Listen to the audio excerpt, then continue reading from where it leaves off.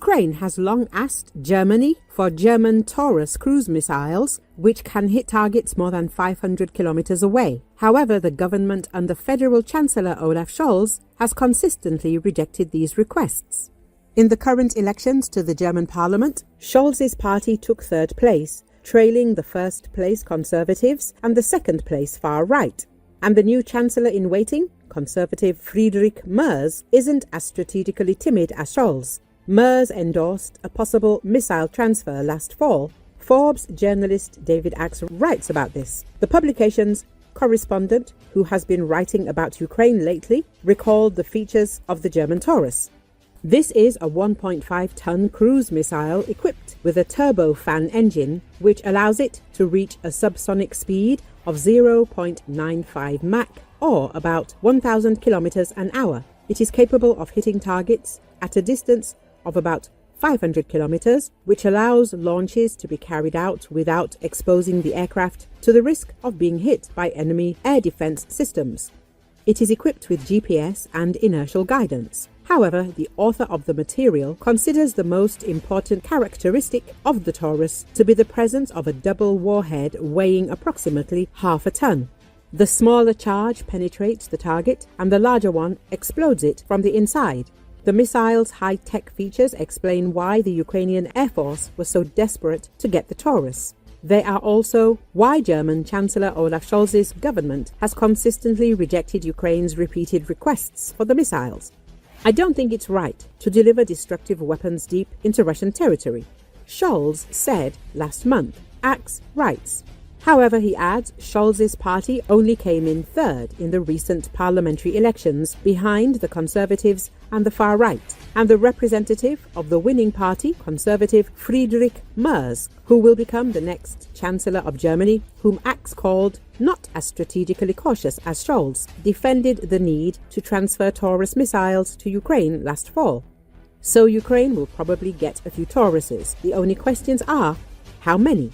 How will it use them, and when? David Axe muses. He added that the German Air Force has only 600 of these cruise missiles in its arsenal. Until the next generation of American and German missiles enter service, the Taurus remains the only long-range weapon for the German army. This, given the potential air confrontation with a serious adversary, makes these missiles critically important for Germany. However, the German government believes, Axe writes further, that the country can give up about 100 Taurus without jeopardizing Germany's defense capability. This is not a small number, considering that France, Italy and Great Britain have provided Ukraine with several hundred similar Storm Shadow and Scalp EG cruise missiles. German Taurus could increase Ukraine's stock of cruise missiles by a third.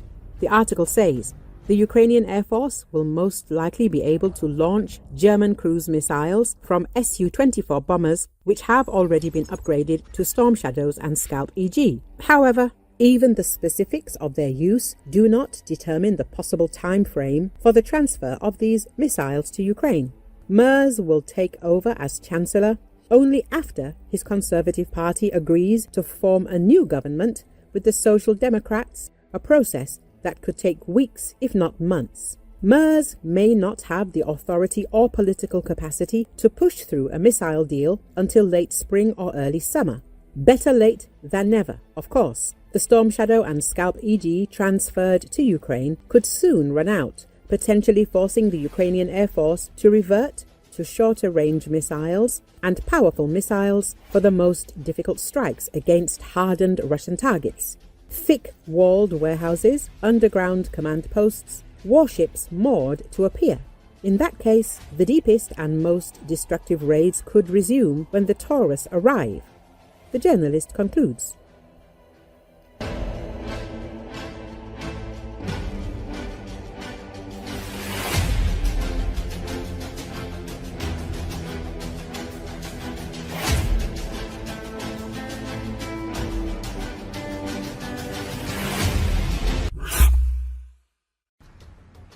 An expert commented on the information that the Ukrainian armed forces have begun jamming Russian guided aerial bombs with electronic warfare systems along the entire front line.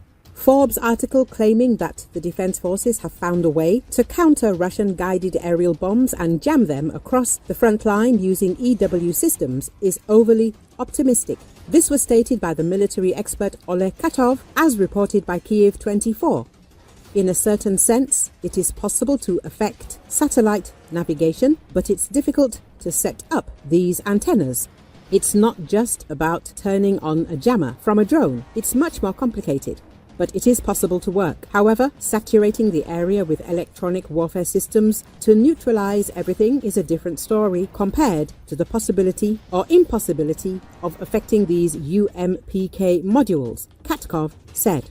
Additionally, the expert notes that the number of hits by guided aerial bombs has decreased because the defense forces have become more effective in dealing with Russian reconnaissance drones that were guiding the strikes. By destroying the reconnaissance drone, we destroy the enemy's eyes, and the occupiers have less information to guide their guided aerial bombs. There's also the factor of weather, visibility, and flying conditions. Overall, the article is somewhat optimistic, but that doesn't mean Ukraine is not fully utilizing the entire set of countermeasures against guided aerial bombs, the analyst concluded. Ivan Kirichevsky, a military expert from Defense Express, noted that the enemy has clear plans to produce as many as 75,000 guided aerial bombs, which is 50% more than the previous year. As for the Forbes publication claiming that Ukrainian forces are jamming Russian guided aerial bombs with electronic warfare systems, it should be noted that this discussion is not about data from a reputable Western media outlet, but rather about a statement from a Russian propagandist known as Fighter Bomber. In this case, Forbes simply relayed the publication of this Russian propagandist who specializes in aviation weaponry, and he claims that the Ukrainian armed forces have learned to disrupt guided aerial bombs with EW tools. If one guided aerial bomb used to be enough to hit a target, now Russian pilots need to drop 15 to 20 on the same target, the military expert commented.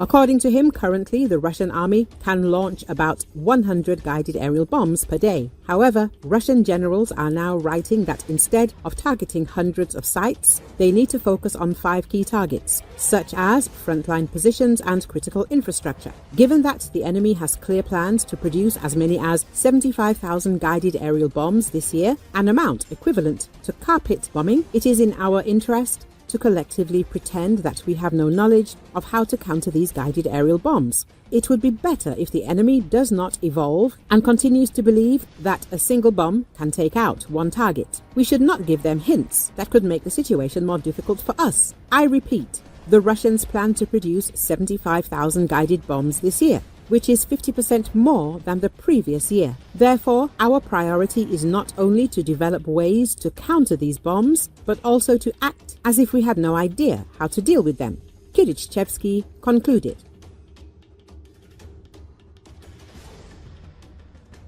Thanks for watching, and please remember to like, subscribe, and share this video to stay updated with the latest breaking news from DesBuzz 24.